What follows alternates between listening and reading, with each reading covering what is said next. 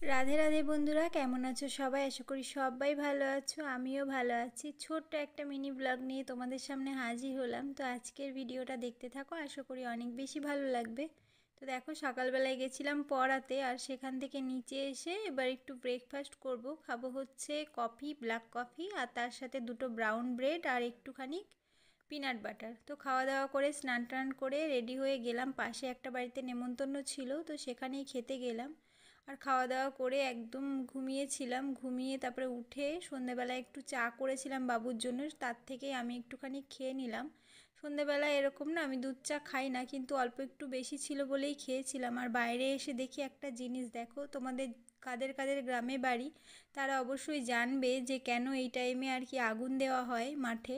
তো সেটা দেখে একটু ভাবলাম তোমাদের সাথে শেয়ার করি, তো শেয়ার করলাম। অবশ্যই কমেন্টে জানিও যে এটা কি, মানে কিসের আগুন জ্বালানো হয়। তো যাই হোক, তারপর দেখো এসে রান্নাঘরে এসে এবার রাত্রেবেলায় রোল করব, মানে চিজ দিয়ে এগ রোল করব। তো সেটার একটু জোগাড়যন্তি করে নিলাম। আর তারপরে 8:30 মতো বাজে, এসেছি এবার রোলগুলো করতে। তো ভাবলাম যে একটু দুর্গাপুরের ওই লাচ্চা রোল যেরকম বানায় ওরকমই আর কি একটু লাচ্চা রোল করব। তো সেই জন্যই, খুব একটা ভালো পারি না, তাও কিন্তু খেতে ভীষণ ভালো হয়েছিল জানো তো। প্রথমে তো ভেবেছিলাম হয়তো পারবো না, ফার্স্ট টাইম বানাচ্ছি, তো বেশ ভালো হয়েছিল খেতে। আর বাবু তো মানে খেতে প্রথমে চায়নি, তারপর খেয়ে তো ভীষণ ভালো লেগেছে, তারপর দুটো খেয়েছে জানো তো। সবার জন্য একটা একটা বানিয়েছিলাম, আর আমি জানতাম যে বাবুর ভালো লাগবে, সেই জন্য বাবুর জন্য দুটোই বানিয়েছি।